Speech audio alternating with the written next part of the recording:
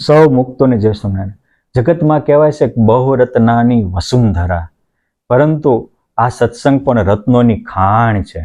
આ સત્સંગમાં અનેક મુક્તો થયા છે, આજે છે અને ભવિષ્યમાં થતા રહેશે. રાજકોટના મણિલાલ શ્રી પારેખ, જે એમના પરદાદા જૈન ધર્મમાં હતા, પછી એમના પિતાશ્રી વૈષ્ણવ ધર્મમાં જોડાયા અને આ પણ નાનપણથી જિજ્ઞાસુ હતા. મણિલાલ શ્રી પારેખ મોટી ઉંમરે કોલેજ કાળમાં એ બંગાળમાં ભણવા ગયા. ત્યાં ક્રિશ્ચન પંડિત કેશવચંદ્ર સેનના સંયોગમાં આવ્યા. એટલે એને એમ થયું ક્રિશ્ચન ધર્મ અતિ ઉજ્જવળ છે, શ્રેષ્ઠ છે, બેસ્ટ છે. એટલે એ હિન્દુ ધર્મના છોડી અને ક્રિશ્ચન ધર્મના પ્રચારક બન્યા. કેટલાય દેશમાં પછી તો ધર્મના પ્રચારક જતા મોટા પંડિત કહેવાયા. એકવાર કોઈ યુનિવર્સિટીના કામ માટે, કારણ કે પછી તો એ બંગાળની યુનિવર્સિટીના પ્રેસિડેન્ટ અને ચાન્સલર બન્યા હતા. એટલે યુનિવર્સિટીના પ્રસંગે એ રાજકોટ સૌરાષ્ટ્ર યુનિવર્સિટીમાં આવવાનું થયું. ત્યાં પરમ ભગવદીય ત્રિભુવનભાઈ વ્યાસ અને મહાકવિ નાનાલાલ, જે દલપતરામના દીકરા હતા, વગેરે સત્સંગીનો સુયોગ થયો. સાથે બધી ધાર્મિક ચર્ચાઓ થતી. ત્યારે ત્રિભુવન દાદાએ પોતાના અનુભવ સભર વાણી કીધી. ખોટી મોટી ઉપજાવી કાઢેલી વાતો છે, એ શેકેલા ચણા જેવી વાવો ઉગે નહીં. અનુભવની વાતો, વતન વાળી વાતો છે, એ તો મારા બાપ તરત જીવના હૈયામાં હલાવી નાખે. એ હૈયાની વાતો હૈયે પોગે, ગાલની વાતો ગાલે અથડાઈને પાછી પડે. આ તો ત્રિભુવન દાદાની હૈયાની વાતો હતી. મણિલાલભાઈ સિંહ પારેખને ખ્યાલ આવી ગયો. એને કીધું પણ તમે સ્વામિનારાયણની જે વાતો કરો છો એની વિશે કઈ લખાણું છે? તો કે હા, સ્વામિનારાયણ માટે એક બે નહીં, સ્વામિનારાયણ માટે અત્યાર સુધીમાં સ્વામિનારાયણ સંપ્રદાયમાં 2000 ઉપરાંત નાના મોટા ગ્રંથો છપાયા છે. સ્વામિનારાયણ સંપ્રદાયનો મુખ્ય ગ્રંથ ભક્ત ચિંતામણી, સત્સંગી જીવન વચનામૃત છે. તદુપરાંત હરિલીલા અમૃત, હરિચરિત્ર ચિંતામણી, હરિલીલા કલ્પતરુ, હરિચરિત્રામૃત સાગર, હરિલીલા સિંધુ, હરિ ચરિત્રમ વગેરે સેંકડો ગ્રંથો છે. મને વાંચવા આપશો? ભક્ત ચિંતામણી, હરિચરિત્ર ચિંતામણી વગેરે ગ્રંથો લીધા, પોતે અનુભવ કર્યો.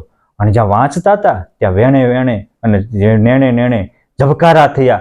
અને એમ થયું કે ઓહો, જે ક્રિશ્ચન ધર્મની માટે મેં સેંકડો વર્ષો ગાળ્યા, તો પણ એમાં મને અનુભવ ન થયો. અને આ સદગ્રંથો શ્રદ્ધાથી વાંચતા મને આ અનુભવ થયો.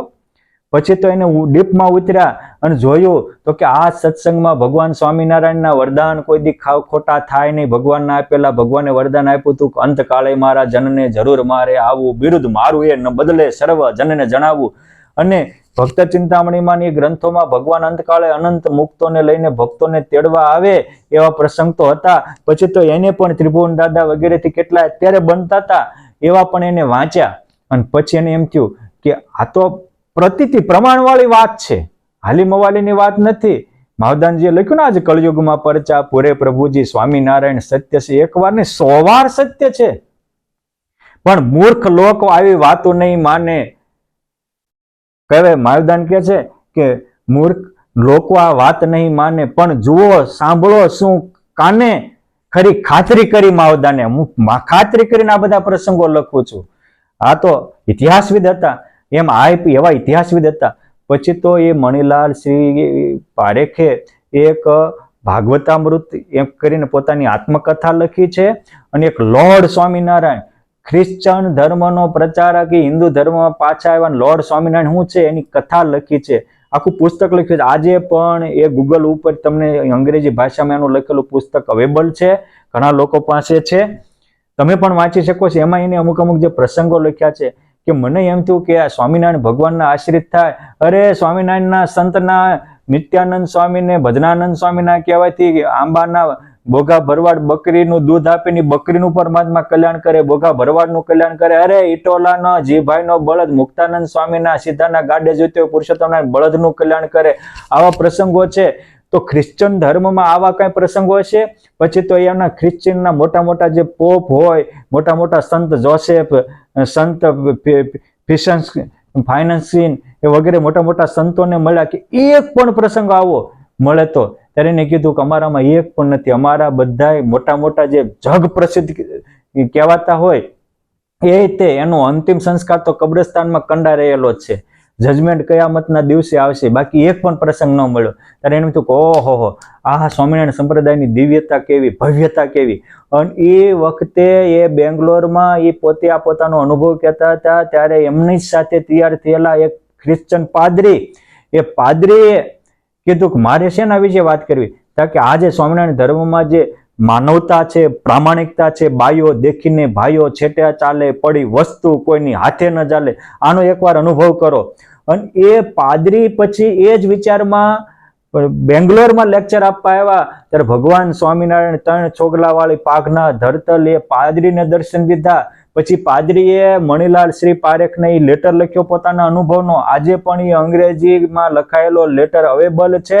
પરમ પૂજ્ય સદગુરુ શાસ્ત્રી શ્રી માધવપ્રિયદાસજી સ્વામી એજીવીપી મહાવિદ્વાન સંત, એને સ્વામિનારાયણ ચરિત્ર ગાથા લખી છે. સ્વામિનારાયણ ચરિત્ર ગાથાના બીજા ભાગમાં પાછળ એને પરિશિષ્ટમાં આ પાકો અનુભવ અને અંગ્રેજીનો એનો પત્ર પણ મૂક્યો છે.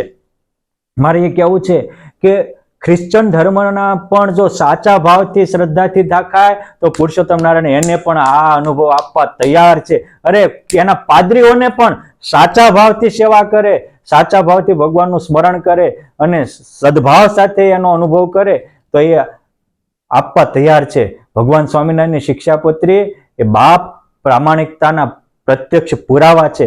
અને નીતિએ નારાયણ વચ્ચે પ્રામાણિકતાની પર્ણકુટીએ પુરુષોત્તમ નારાયણ પધારે. માટે બીજાને ઇગ્નોર કરવાનું છોડી અપનાવતા શીખો, અવશ્ય અનુભવ થશે.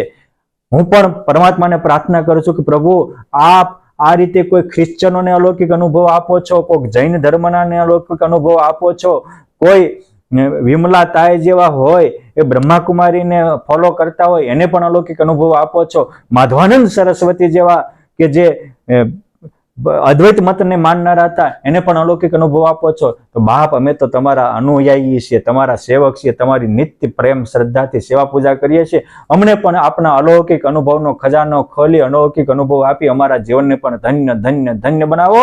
આપણામાં પણ એવી દિવ્યતા અને ભવ્યતા પકડવાની ભગવાન શક્તિ ભક્તિ આપે, સાચી સમજણ આપે અને આપણે પણ એ દિવ્યતાનો અનુભવ કરી જીવનને ધન્ય બનાવીએ, એવા સુપાત્ર બનીએ.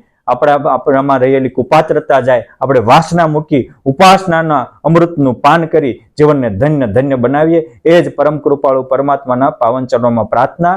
પુનઃ તમને કહું છું કે આવા અલૌકિક વિડીયાનો લાભ લેવા માટે આપ આ ચેનલમાં નવા હો તો એને સબસ્ક્રાઇબ કરી બેલ આઇકન દબાવી અને નવા વિડીયા માટે ઇંતજારમાં રહો. જય સ્વામિનારાયણ.